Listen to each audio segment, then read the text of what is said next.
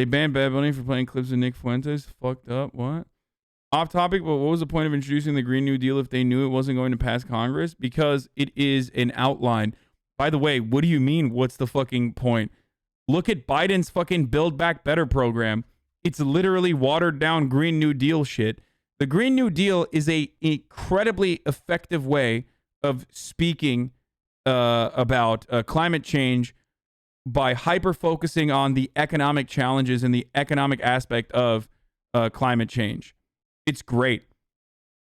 Reframing the conversation away from like scientists that are fucking nerds that are telling you to, drink with a paper straw to this is an opportunity. This is like damaging the environment, but it's also a great opportunity for many jobs that we can create in the field of renewable energy, especially considering that fossil fuels are finite and ruining the environment. So it is actually a incredible fucking way of talking about climate change.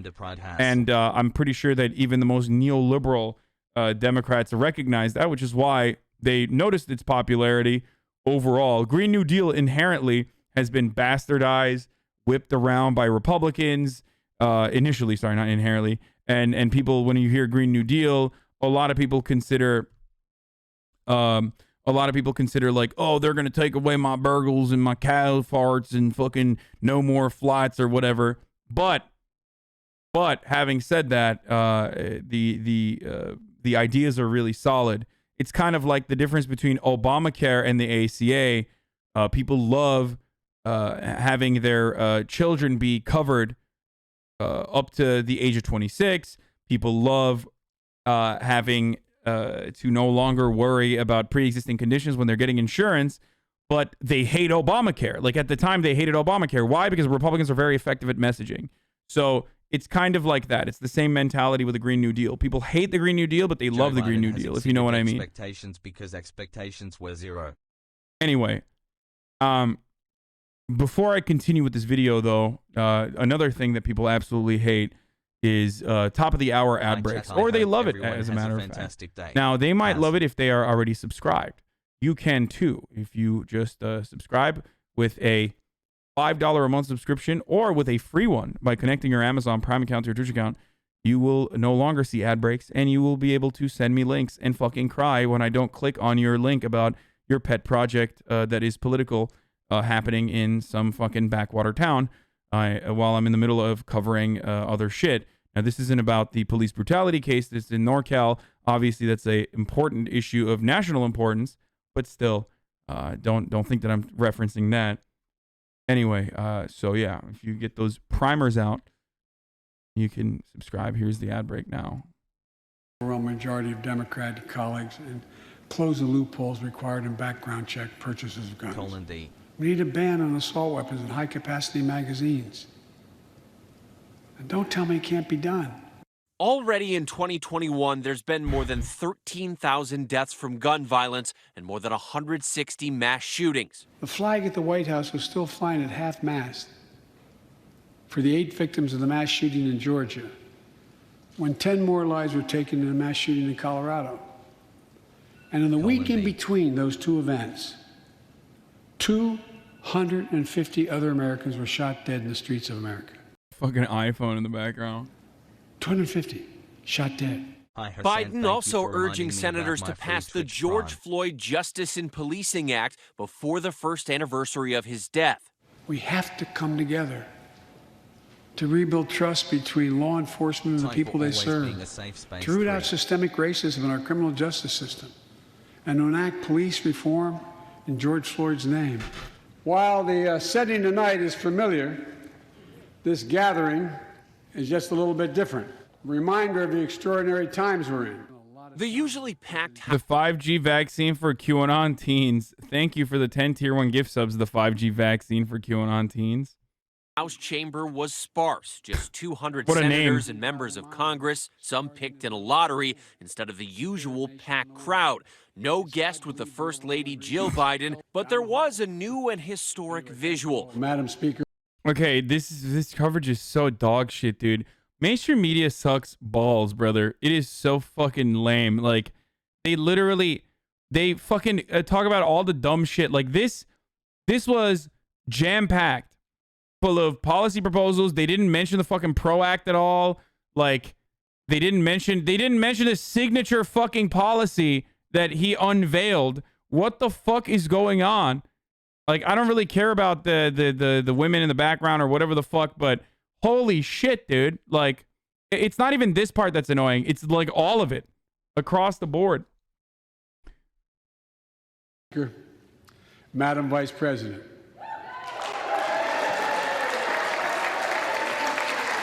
No president has ever said those words from this podium. No president has ever said those words. And it's about time. For the first time, 2 women, the vice president and the House Speaker, number 2 and 3 in the line of succession, sitting right behind the president. It was such a powerful image, a moment that this country. Dude. Nothing says I don't really give a fuck about anything other than like fake girl boss shit than a 1.5 hour speech that was jam-packed full of policy, and you spent most of it just like, I mean, there was like a couple takes that they talked about, like the gun control, but didn't cover the fucking PRO Act, the attack on trickle-down economics, which was pretty solid. Like, didn't even cover most of the fucking family care plan. Like, this is fucking nuts. And that same correspondent that they have literally spent the early part of this talking about the fucking the price tag of the proposal. That's it. That's the only thing they covered on that. That's wild to me. He has never seen before, and you could tell the president wanted to relish in it. Senator Tim Scott of South Carolina, the only black Republican senator and a rising star in the GOP, delivered his party's response to the address. We also heard about a so-called family plan. This was wonderful. I saw parts of this. I'm going to be honest with you. This is great. Like, the Republican Party literally fucking hates black people, okay? The fact that they put Tim Scott up for this is so hilarious because it is the basic old school fiscal responsibility politics that is so unpopular now in the post-Trump era within the Republican Party. I love it. I love that they were just like, yeah, go out there and fucking nuke yourself, dude. They literally strapped them full of TNT and were like, blow yourself up. We don't care. Thank you, Caped Sierra, for the 20 gifted. Like, it's hilarious. I mean, I guess they did it because, like, you know, oh, come on, we love black folks, don't we, folks? We love our African Americans, come on. But also at the same time, they like, this is like, his speech was so bad. It's like, oh, what about the price tag? The American government is going to be responsible from cradle to college. Like, it's like super old school, anti-social safety nets, Republican rhetoric that is dog shit, and most Republicans literally stay away from it. It is the outdated Mitt Romney style Republican politics that most people won't even touch anymore. So it's kind of funny that they put Tim Scott up to do it. Even more taxing, even more spending to put Washington even more in the middle of your life, from the cradle to college. Criticizing the president's big wish list. A president who promised to bring us together should not be pushing agendas that tear us apart. Yeah, agendas that tear us apart, like what, motherfucker?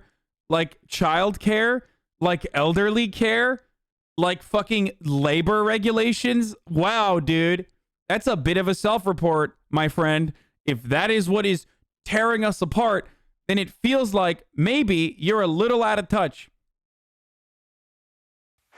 But for the president, standing in the space under attack just months ago, affirming his faith in democracy, his eternal optimism for what the country can accomplish. It's never, ever, ever been a good bet to bet against America, and it still isn't. We're the United States of America. There's not a single thing, nothing beyond our capacity. We can do whatever we set our minds to if we do it together. So This is pretty funny. You know who else liked universal daycare? In Soviet Union, daycare is the norm, published in 1974. So this is actually pretty funny. So Marsha Blackburn is a fucking dumbass, obviously. A shame to the great people of Tennessee. But like an absolute fucking dumbass who unironically put this forward. I find that really idiotic. Like, why the fuck wouldn't you want universal daycare? What the fuck? But the hilarity here with Senator Marsha Blackburn's proposal is, or her rebuttal is, that's exactly what Joe Biden is alluding to. Okay? Part of the reason why we went to the fucking moon was because of the Cold War, was because of the consistent competition that we were in the United States engaging in with the USSR. So that's kind of what Joe Biden was doing last night, as far as talking about competing with authoritarian nations or autocracies and showing that, like, you know, democracy has to prevail. It is the kind of rhetoric that you use to agitate the public into coming to terms with really solid domestic policies and even spending on domestic policies from a point of view where we're like making our labor pool more competitive, making our infrastructure more competitive with the rest of the world. Because I'm sorry, guys, a lot of people aren't like you. They don't think about building bridges because it's good to help people and it will help neighborhoods and neighborhoods should develop themselves. They need like a fucking reactionary force to justify that sort of thing. And that's what it is. That's what that anti-Chinese like saber rattling is going to amount to ultimately, because there's no fucking way that they're going to actually engage in like serious Cold War for against China. It would fucking own them, and most of our corporations are over reliant on Chinese labor, or at least like maybe if not Chinese labor, but like, you know, third world labor in general. So no, Senator Marsha Blackburn didn't say Hitler just wanted to make Germany great again. That was Candace Owens. So I'm sorry, but that is just the case for a lot of people. It is just the case. Like, people need that sort of push. A lot of people are just fucking hogs. Okay? A lot of people are absolute fucking hogs, and they're like, yo, how are we going to let China beat us? How are we going to let China beat us? We need high-speed rail now, brother. We need it now, motherfucker. Like, that sort of thing. That's why I constantly joke whenever I talk about healthcare, and I'm like, what, are you really going to submit and say that, like, we're worse than the French? Like, really? Like, they have fucking universal healthcare. How the fuck do we not have it? Are you saying that we're worse than Canada? Like, whenever I joke about that, that's basically the same energy that I'm channeling. Love you, chat Hassel and Hassan, I guess. It's, even though it's straight up a fucking joke, obviously. So that's the only way to sometimes get the hogs on your side, you know? Marsha Blackburn on elder care. Oh yeah, this was pretty funny. President Biden's proposal is about anything but infrastructure. $400 billion towards elder care. Like, Marsha Blackburn coming out with strong opposition to elder care. It doesn't really matter. Ultimately, it doesn't really matter. Like, people still fucking are going to vote for her no matter what because, you know, partisan politics. Fucking Tennessee. But still, it's hilarious that she has to go out and stand in opposition against elder care. Because that slowly chips away at your base. No matter what, they remember that. They're like, what? Like, why the fuck? What? I'm old, Marsha. I'm fucking old, Marsha. You want me to vote for you? I need that elder care because people are selfish. What's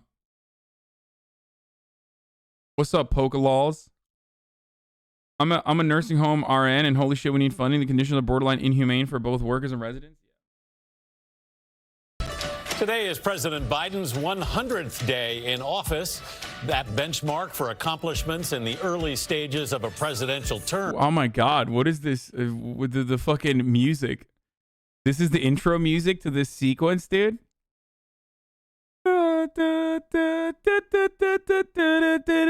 Imagine Dragons, is that what it is?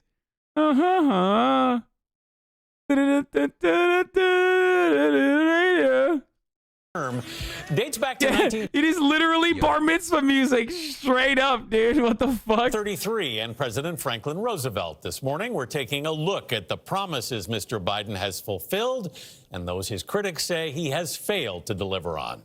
Chief White House correspondent Nancy Cordes has his record so far. President Biden took the oath of office amid a raging pandemic, just days after an attack on the Capitol.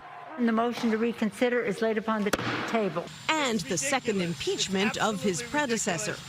It's time for boldness, for there's so much to do. 100 days since then, President Biden has signed 41 executive orders, held more than 20 calls with world leaders, hosted one of them at the White House, visited 9 states, and met with dozens of lawmakers in the Oval Office, including Congresswoman Norma Torres. He is a listener more than a talker. So for the first time, I found myself, oh my gosh, what more can I tell the president about what we need in the 35th Congressional District or in California? One of the president's biggest achievements so far was signing the American Rescue Plan, his $1.9 trillion COVID relief bill, which sent stimulus checks to 165 million bank accounts. This bill puts working people in this nation first. Another pair of... Are we all going to pretend that Joe and Kamala didn't purposely have their best chance for a minimum wage raise and slip by and praise him now for pretending he wants to? Not a peep about it during stimulus negotiations after bullshit parliamentarian crap, and now... he will find a way, please. Yeah, that's really cool. I also like to join in the middle of political coverage and assume that the political commentator that I joined in the middle of the coverage did not literally touch upon that point immediately, like probably for half an hour, as a matter of fact. I like to live with that assumption. That's the assumption I bring to the table as a chatter. What about you guys? Like, I love making the same point that the political commentator made earlier because I didn't hear it, so I just assumed that he didn't make it. I might have literally learned that point from the political commentator early on, but, now it's my point, and therefore it's, fuck you. Well, I don't bring anything useful to the table, I apologize. Motherfucker, I already talked about it. Okay. Of promises kept has to do with the COVID vaccine. 100 million shots in our first 100 days in office. 200 million shots in 100 days. The actual figure, as of today, 235 million shots. Though recently, the pace of vaccinations has slowed, a challenge for his next 100 days.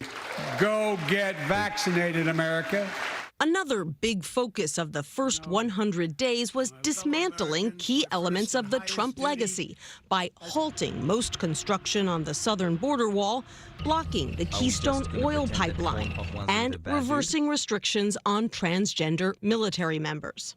I think it's been a disappointment, to say the least. Hogan Gidley served as deputy press secretary to President Trump. When you see President Biden getting accolades from world leaders for rejoining the World Health Organization or the Paris Climate... I mean, Trump just gifted Biden so many dubs, dude. Like, literally. Imagine being like, he fucking got back into the World Health Organization and his climate summit was basically a restoration of the Paris Accord era promises that we were going to... promises that we had made that we're going to hit as far as our carbon footprint goes. Like, literally, all of that stuff. And I said this back when fucking Donald Trump was doing it too. All that stuff is like, it's damaging if you straight up fucking pull out. But it's still, it's not aesthetic. It's not aesthetic changes, but the differences are easy to, the differences are easier to change than actual legislation, like having a solid legislative agenda and following through on it. Ultimately, they're a little superficial. The best thing here is still the Recovery Act. The best thing here, and it would have actually been incredible if the $15 minimum wage was added onto it, instead of them fucking, refusing to pull the trigger in the last second and just kind of dropping it. But Trump just gave him a bunch of dubs with that respect. You think what? Hold on, I gotta pee. Who cares? I love you. No one cares what the rest of the world feels as it relates to, is America being put first? Donald Trump put this country first. There are some early promises Mr. Biden didn't keep. He didn't set up a police oversight commission, and he has not yet sent a gun safety bill to Congress or eliminated the Trump tax cuts. Pushing his plans through a narrowly divided Congress isn't easy, which is why he has often turned to executive actions instead. And despite this vow, Unity is the path forward. his rescue bill did not get a single Republican vote. If I look at the 100 days, it's more like a bait and switch. The Biden administration seems to have given up on selling actual unity in favor of catnip for their liberal base. Bridging that divide, it seems, will take a lot longer than 100 days, if it happens at all. Nancy Cordes, CBS News, the White House. Just got to get some more olive branches, Nancy, on both sides. Thank you very much. Here with reaction, and by the way, Biden's joint address to Congress, Senator Ted Cruz. Senator Cruz, before we get to the socialist, utopian, authoritarian statism of Joe Biden, I think we got to talk about the star of the night, and that would be your colleague, our friend, and that would be Senator Tim Scott. I think Tim did a terrific job. I'm glad he gave the response. Tim is someone who understands firsthand that what the American free enterprise system is all about is the ability to rise. Oh, no! Oh, no! No trigger warning for Ted Cruz, dude. Fuck! I'm sorry, I was peeing. I was peeing.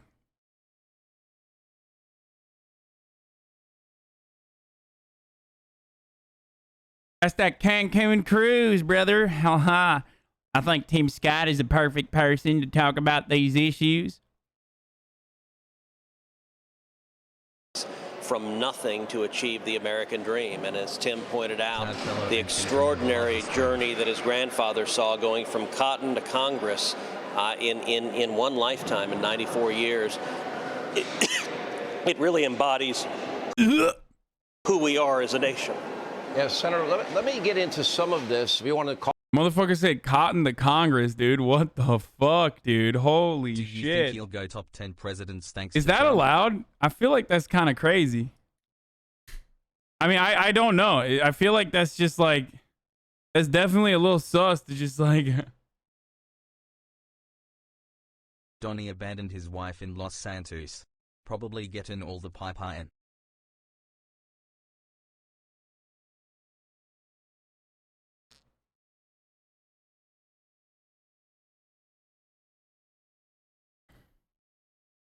Feel free. We'll take you off the screen for a second, Phil. We could have taken him off the screen. But if you look at where we are, I think America's at a crossroads. Oh, Tim said it last night. Tim Scott said it. Still kind of sus.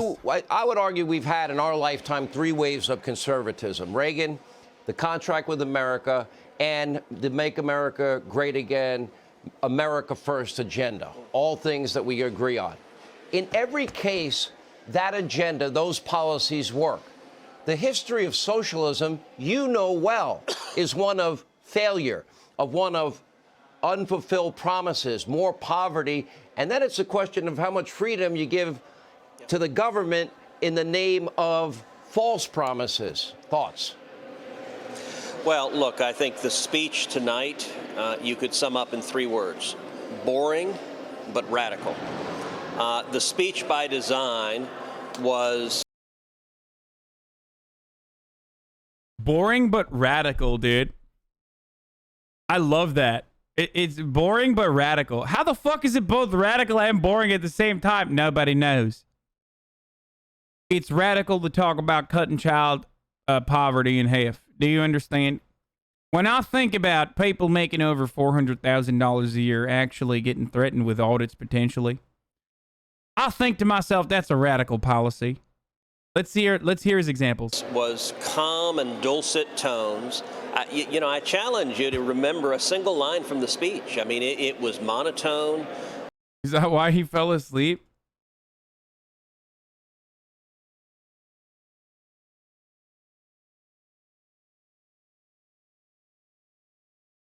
He did fall asleep. The chamber was nearly empty, and that really has characterized the first 100 days of Joe Biden, that he's tried to say nothing notable, he's tried to tweet nothing notable. I think that made the political decision that many people were tired of the drama of the previous. Maybe he thought it was boring because no one directly said, like, your wife is a whore or something, or ugly, sorry. You know what I mean? You feel me? Like, that's the only way. That's the only way that Ted Cruz, Cancun Cruz, or Cut Cruz will ever perk up. His ears perk up when I hear people say that my pappy might have actually murdered JFK, is responsible for his assassination. That's the only reason I can get excited. 4 years, and they wanted something calm. And so, but Joe is deliberately being boring, but the substance of what he's saying is radical. This is the most radical first 100 days of any president in the history of this country. It's relatively progressive, but like nowhere near enough. It's the only reason why it's considered relatively progressive, not radical, but the only reason why it's considered relatively progressive is because this country is, unfortunately, in the way that legislation passes in this country, is not very progressive. This makes Barack Obama look mild and moderate. You look at what Joe Biden stood up there tonight and said. He said, number one, we're raising taxes. We're raising every tax. If you pay taxes in America, your taxes are going up. He said that they're going to raise individual income taxes. They're going to raise corporate income taxes. They're going to raise taxes on small businesses. They're going to raise capital gains taxes. They're going to raise the death tax. Every tax is. Okay, he's not even wrong about the Obama thing, but like he literally said the opposite of most of the things that he's saying. Like Wait, I guess, but to be fair, he is not lying. To be fair, Ted is not lying. Because he actually didn't listen to Joe Biden's speech, as he admitted earlier here. He literally said, could you remember a single thing he said? No? Well, good, because I'm going to now lie about all the things that he said, because I could not remember and I was falling asleep. That's literally what he's doing here, dude. It's hilarious. I didn't listen to a single goddamn thing he said because I was sleeping. Because there was not enough incest porn for my taste, if you know what I'm saying. So now I'm just going to continue lying about the things he said. Is going up, and it's to the tune of trillions of dollars. Look at what Joe Biden didn't say tonight. He didn't say we're opening up small businesses. He didn't say we're getting people back to work. He didn't say we're getting kids back in school. Completely missing from his remark. Wait, what? I mean, he did. He said America is on the recovery, finally, as a consequence of our incredible vaccination strategy. That was pretty much okay, Ted Cruz literally didn't listen to the speech. Like, I'm pretty sure jobs was a pretty big part of Biden's proposals and a pretty big part of like Biden's speech in general. It's so weird. He's just, dude, I swear to God, dude, I love watching Fox News because it's like, you know what this is like? It's like you get two different types of content. Like, you get what actually happened when you watch the news or when you directly see what's going on. You see like the liberal, aesthetic-focused bullshit side of things. And then you tune into Fox News, and it's an entirely different thing that happened. It's just like, it is literally the opposite of everything that happened, but on Fox News, that's what the news is. So it's like, it's fun. There is no, this way, there's no filler episodes. You know what I mean? There's no filler. It's always like, You get the actual truth, and then you hear what the Fox News version of events was. Tonight, what was the outrage that more than half of the kids in America are not in person in school 5 days a week. And he provided zero solution to the crisis at the border that he caused. He pretended it didn't exist. This was all about trillions of dollars in spending, massive job-killing regulations, trillions of dollars in taxes, and it was an unapologetic partisan speech. There wasn't even the tiniest fig leaf of an outreach to the other side. You know, it was 100 days ago he gave his inauguration where he talked about unity, he talked about common ground. All of that was gone tonight. Tonight, this was an agenda. It's pretty funny to give the game away so early, but I mean, he said everything you needed to know about what his point of view was when he basically mentioned that the speech was both boring but also simultaneously radical, right? That's everything. Like, it's like, you know, his policy positions are boring, but also they're destroying America. It's like, what the fuck?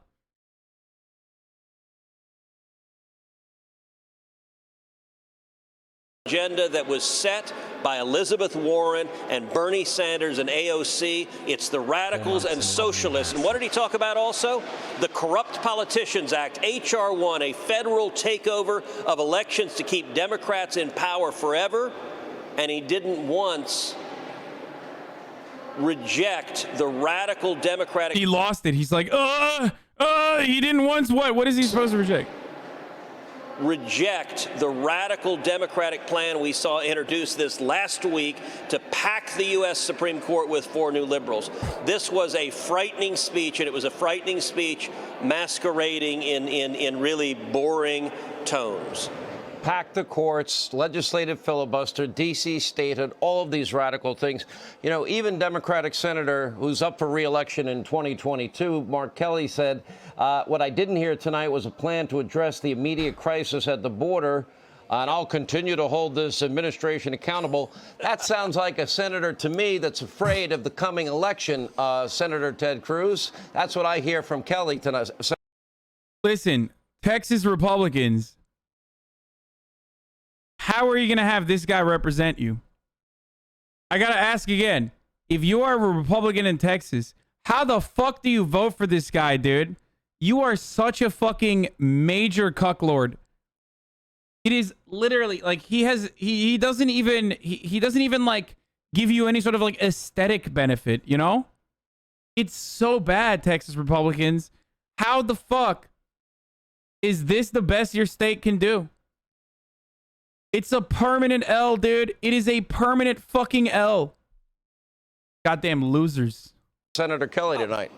Oh, sure. Mark Kelly has voted identically to Bernie Sanders. And it's actually a contrast. You know, Kyrsten Sinema, the other Democrat from Arizona, has shown some real courage. She and Joe Manchin are the 2 Democrats who are the only thing standing between. Yeah, showed some true courage, as in literally fucking preventing progress that would help the people of Texas, as well as the people of the United States of America, from going through, from pushing through. The only courage that they demonstrate from a Republican POV is that they throw their bodies on the line so that we don't think about how Republicans are also preventing progress from happening. That's it. That is courageous, because they would rather take all the fucking shit like a lightning rod instead of Ted Cruz. That's it. That's the courage. Ending the filibuster, making D.C. a state, packing the courts, the Corrupt Politicians Act. And Mark Kelly hasn't shown a fraction of the guts that Kyrsten Sinema has shown or Joe Manchin has shown. You know, I got to tell you, Sean, the most radical line tonight was when Joe Biden said, "We the people is the government." Why would you do that, Chatter? No, Joe, you seriously misunderstand the Constitution. We the people is not the government. We are not a country of dictators in Washington. Okay, I can't watch the rest of it. It's so bad. Okay, Biden address rant. Democrats are mad when you have more freedom. Yeah. So this is what they... Oh, I love that. I love that. I love that. What is Steven Crowder saying about this? He seemed to remember something. Shapiro rips Biden's disgusting lie on tax policy. New Yorkers shocked to learn the truth about tax rates in America from the Daily Wire. If you have ideas, we want to hear them. Senator Sanders, GOP. Okay, there's some good fucking... Let's look at the... So now that I've talked about my opinion on the Biden speech, okay, let's hear from the true, brave, honest to God, red-blooded Americans, the real Republicans, okay? What the fuck do they have to say about it? Well, let's hear what Meghan McCain. Let's start with some light content, okay? Let's look at the conservative reactions. I'm going to give you guys a little bit of insight into how Republicans think. There was a concern when President Biden was elected that despite his almost 40-year career in Congress as a centrist, that he would govern as a progressive, that he was sort of this Trojan horse for progressive policies. I had faith he wouldn't be that. Like, why is Meghan McCain on The View advocating against like the policies that Biden put forward? Someone needs to ask her, like, what are the issues that you have, really? Can you please explain to me? I need to understand, like, when you say this, when you talk about like a Trojan horse for progressive policies, like, could you please outline the specific policies that Joe Biden mentioned last night that you take issue with? Now, they will probably say gun control. Okay, that's an easy one. That's a gimme. That is the divisive policy that Joe Biden brought up. It's not favored by a lot of people, right? But I want to know exactly what she's talking about. I want to know what adult Jojo Siva has to say his worst hair, Meghan or Hassan, about, like, I don't know, childcare, universal pre-K, free community college. Like, I need to know why those things are bad. Okay, don't do JoJo like that. Sorry. Seeing what he said last night, that faith has gone completely out the window. This is by far the most progressive speech of any modern president, I think, since LBJ. The answer to every single problem in the United States of America is to write a check and bankrupt my generation in the process. And if you don't believe me... Oh my God, they're doing it. They're literally doing it. They're going back to the fucking old school, oh my God, we're going to bankrupt the future generation rhetoric. This is great. In the post-Trump era, as long as Democrats do not cave, do not give even an inch to this kind of idiotic fucking deficit hawk rhetoric, they will literally never lose elections. I'm sorry. Let the idiotic Republicans stray away from talking about Mr. Potato Head's penis and move towards talking about how it's actually bad that although you are suffering right now, the government, which has the capability of helping you, should not. Okay? That is a great place for Democrats to be at. That is a gift. That's a gift. Straight up. As long as the Democrats don't become austerity freaks themselves. Okay? Because I'm conservative, believe the New York Times. They said, quote, Biden, a lifelong centrist, has moved leftward and moved the biggest expansion of American government in decades. And he's getting praise from people like Alexandria Ocasio-Cortez. I think that he is showing himself to be someone who I think there's questions if he's going to run for president again. Look, not a single mention of the actual proposals at all. What are we upset about? AOC said nice things about Joe Biden. That is not a way, like, this is not how you're supposed to do political commentary. Okay, it's The View. I'm not expecting too much, but that's precisely what Ted Cruz was doing as well. Because they also understand that if you were to turn around and look like idiotic Marsha Blackburn from Tennessee and say, I hate elderly care, how dare you give money to the elderly, fuck you, then people are going to be like, wait a minute. Why do you have a problem with that? So that's why instead of actually addressing like the PRO Act, for example, they have to stick to AOC said nice things about Joe Biden. coming up because of his age, and I think there was an assumption that maybe Kamala will just take his place and run instead, and I think he is showing he's going to make his mark and be the most progressive president of my lifetime, and it is very disappointing to the people who had faith in him for running as a centrist. In regards to Senator Tim Scott, I'm a huge fan of his. I think he's a bright future of the Republican Party. He told a story about growing up in poverty and having to move in with his grandmother and having 3 family members. Ironically, months ago, Chuz were literally making fun of Dems for thinking Biden would be progressive. Were they? I think it was mostly like liberals that were making fun of leftists for saying that Biden's not going to be progressive. Members live in one room, and his uncle pretending to read the newspaper to show a good example, even though we found out he was illiterate. He went on to explain policy reasons why he's a Republican. And in response, he was trending on Twitter being called Uncle Tom and Uncle Tim, which many Americans consider a racial slur. So it's okay to be racist and use racial slurs towards black men as long as they are Republicans. I'm disgusted. It's not okay. It's only okay when you say it behind closed doors like I do. I, Meghan McCain. By the response to him, hit him on policy. If you. This is a non-issue. Not that it's okay to fucking call black people Uncle Toms or whatever, especially as a white person.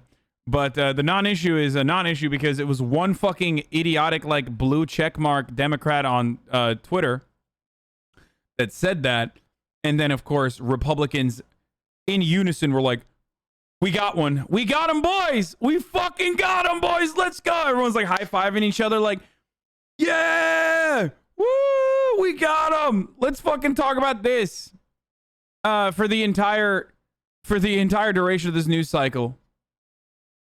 Fuck, thank God. You have policy problems with him, but the way he is being talked about, the way he is being disrespected, don't talk to me about microaggressions with race in this country. Don't talk to me about the problems we have in this country with racism when it's okay to speak and treat a black man this way. You are projecting so hard, LMAO. I love when fucking verified Twitch users fucking come in here and say like idiotic shit. Of course, it's a fucking verified partner who has named himself after cryptocurrency. Fucking crypto nerd. Oh my god, this chat is pure cancer, lol. You are projecting so hard, LMAO. No, he's talking about me. So ironic you are defending a country that still hangs people in public. Peepo G. I know. Capital punishment is abhorrent. Imagine defending a country that still engages in that sort of horrible thing.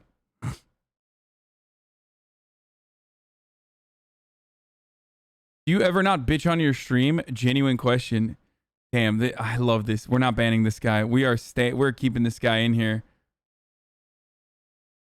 I love this guy. We're keeping him in here, dude. Imagine being a partner streamer. Yeah, imagine.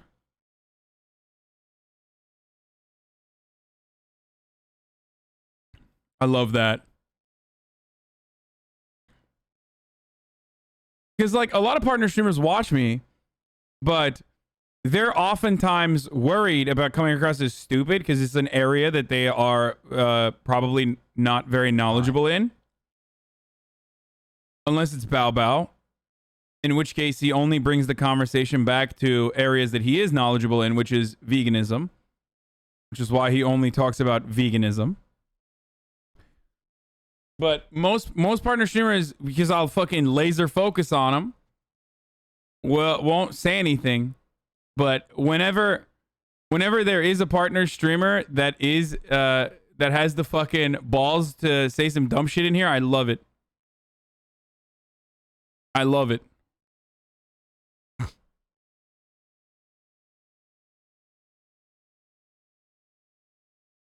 My favorite.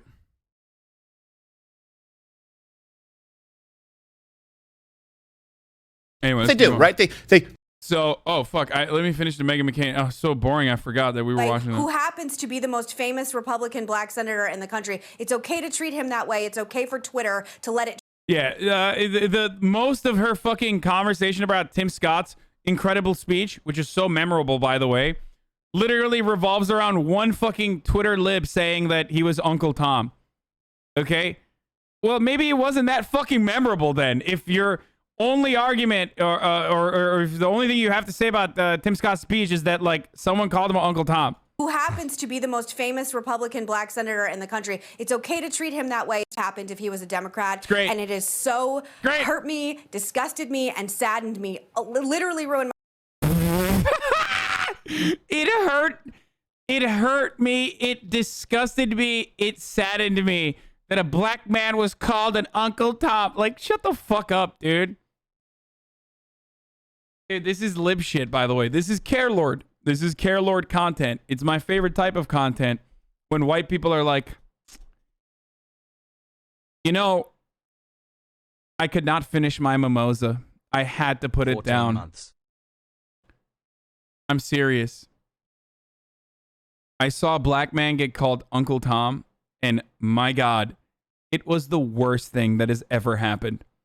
It's like the same kind of person who will literally fucking call the cops when there's a black person walking near their fucking car being like, I am so distraught by the racism, by the microaggression that transpired on this night. Wow. Day ruined. Day fucking ruined, dude. A black man this way who happens to be the most famous Republican black senator in the country. It's okay to treat him that way. It's okay for Twitter. Tim Scott's literally the only black Republican senator in the country? Yes. Oh, because she says the most famous black senator. Yeah. I mean, that's kind of, you're doing a little erasure there to radical liberal Raphael Warnock. I don't really like that. To let it trend for... By the way, in the history of the United States of America, not racist, by the way, not a racist country by any means whatsoever, we've only had 11 black senators, okay? Raphael Warnock being the 11th. So just do with that information what you will, okay? In the history, not like proportional representation and it's like 11 senators in like it's not 20 out of fucking, it's just top 10 most recognized black senators. Yeah, in the entire history. 11 hours, which is supposed to be against their policies and standards. It's okay to let it trend against Senator Scott. I don't believe it would have happened if he was a Democrat. And it is so hurt me, disgusted me, and saddened me. Literally ruined my night and ruined my morning because of it. I'm so grossed out by the entire thing. And to Senator Scott, there's so many of us that support and love you and think you did a fantastic job last night. And he's the one that should be running for president, not Nikki Haley. I was really disappointed.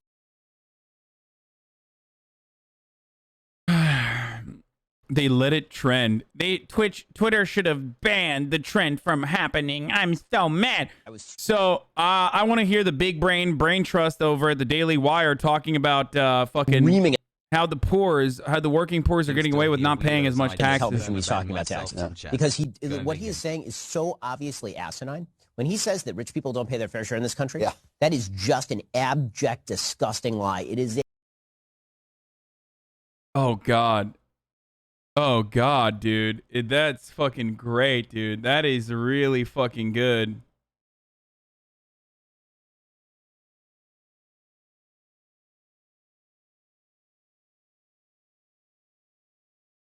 Yeah, time them out. If you go to like other people's streams because I called someone out and like try to fucking dunk on them or whatever, you will absolutely get clapped. Yes. I don't give a fuck how stupid a statement that people made. Okay? Same with like when I yell at someone and you guys all go super hard. Did she ever go this hard for Kamala Harris when people insulted her? Fuck no.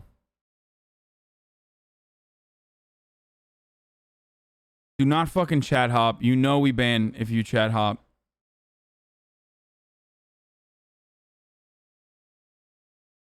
Anyway. I love this clip already.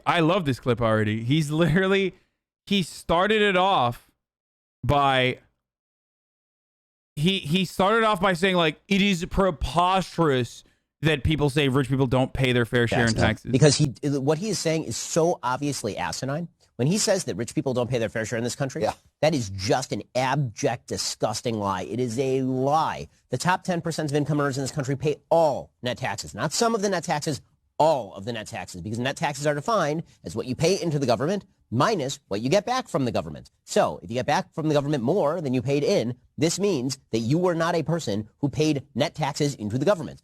Only the people at the top of the spectrum are paying net taxes in this country.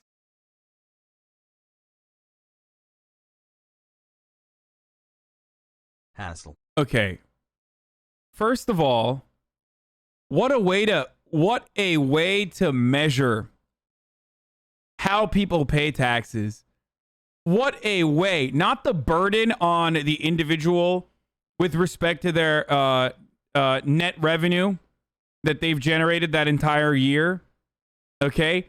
But with respect to how much people are paying in versus what they're getting out. What an incredible fucking way to look at how tax policy works, dude. That is fucking awesome. That only means that rich people are making so much fucking money. They're making so much goddamn money that it literally doesn't matter if they're fucking investing it back.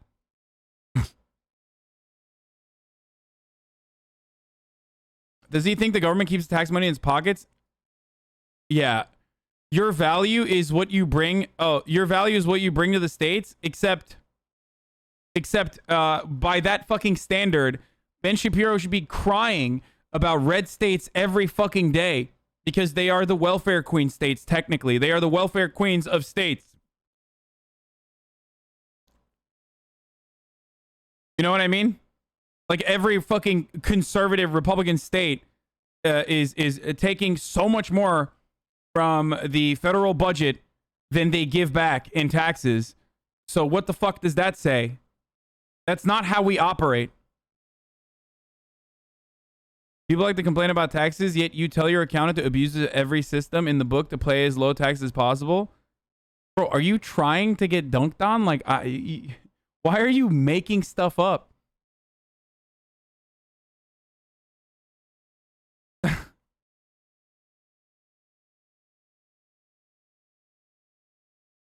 Like, literally just making stuff up.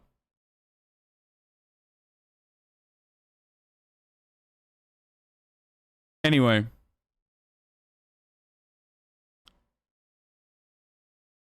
Unless he's talking about Ben, but added me or something. But probably not. Why do you even file taxes? You're stealing from the government, getting a tax refund? You participate in society? Curious? Yeah. I like that though. He's really fucking silly. I like that.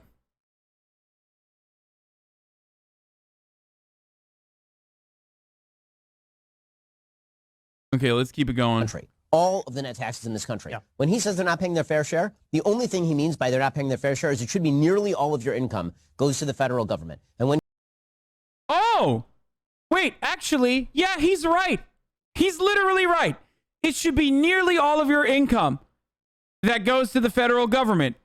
That would be fair because that's literally what happens to the American working class, okay? It's not nearly all of your fucking income, but it's damn near goddamn close of what you have remaining. So yeah, in that respect, that would be fair. If we're talking about like the actual tax burden that you have with respect to how much money you have created that year or how much money you've generated that year with respect to your annual income, then yeah, that would be fair. That system would be fair. So Ben is correct in that regard.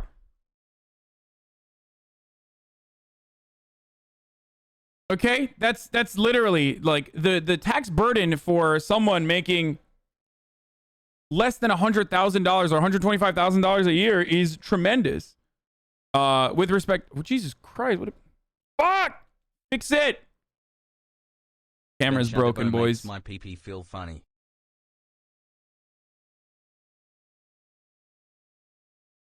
Like we're not talking about 37%. Oh God, what is happening?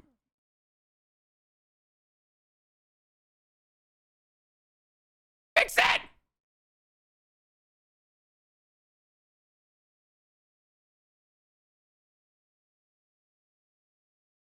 Okay, this is fucking annoying! It got fixed. Okay, we're good. Okay. What, you don't like my calluses? Shut the fuck up. Anyway, let's keep going. When he says things like, I'm not going to tax anybody who's making under $400,000 a year, he is lying to you through his teeth. When he says I'm going to tax corporations, corporations are not human beings for purposes of taxes. The money... Oh, they're not. Oh, corporations are not human beings. That's interesting. Wait, so what's up with the fucking Citizens United, motherfucker? I'm sorry. All of a sudden, when the tax man comes around, corporations are not human beings. Everybody knows this. But when it comes to writing legislation directly, corporations obviously have to be treated like human beings because their interests are very important. They're far superior to the interests of the American public. Wow, dude. Wow. That's why he said not human beings for the purpose of taxes, because they are human beings when it comes to writing legislation or directing the legislative agenda. Woo! Oh, he's so good. Oh, man, dude. He is so fucking good, dude. This is a brilliant take. All of this is, every part of this is fucking great, dude. What an absolute freak. What an absolute freakazoid. Okay. I love this.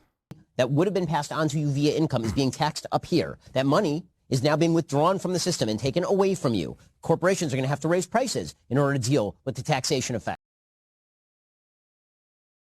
Yeah, totally. When he says that I'm going to tax all of these rich people on their capital gains taxes, what do you think those rich people are going to do rather than put their money in the stock market where they get taxed on capital gains? They're not going to put their money in the stock market. So what happens to your 401k if you're a union member or a teacher's union member? Oh, wow, dude. Yeah, because right now when they do that, it's working great. Yeah, rich people are just not going to invest, dude. I'm sorry. Rich people are just not going to invest in the stock market. So what the fuck happens when rich people invest in the stock market to the working poor? And this is why I've talked about this before, like the privatization of a significant government function, a social safety net that should be there for all elderly people, Social Security, becoming privatized slowly but surely by like changing pension plans, which already have like a fuckload of problems to begin with, into 401ks, creates a system where you, the average layman, everyman, the average Joe, think you have a vested interest in the stock market or a legitimate controlling stake in the stock market. And to a degree, you do, because of the way that gains are privatized, whereas losses are shared and socialized in our current organization of the economy. So you, as a motherfucker making $75,000 a year, think like, well, my retirement and my future is in this 401k, and my 401k needs to do well, so we have to fucking make sure the stock market is doing well. Whereas when we're talking about the real stake that the Americans have in the stock market, the top 10% of wealth in the United States of America own 90% of the stock market, okay? Only 55% of the country actually has a real stake, or 55% of the country does not have a real stake. Some 55% own stocks, but that doesn't necessarily mean like having a controlling interest or any sort of like significant fucking interest in the stock market at all. Social Security in my country is run by the government. It's almost bankrupt. Almost all these issues come... Well, of course, Social Security is run by the government.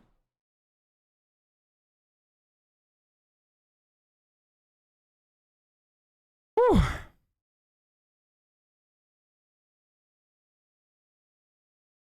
The rich invest in the dips to take your money from your retirement. It's how they made billions.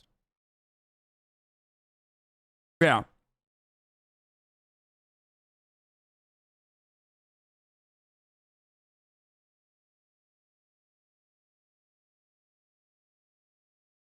So when Ben Shabibo talks about capital gains hurting everyday, capital gains taxes increasing, hurting everyday Americans, when Benny Boy says that, he can't actually address the truth, which is that only top 10% of wealth in the United States of America will see, I guess not even fucking harm, but will see an additional tax burden on this.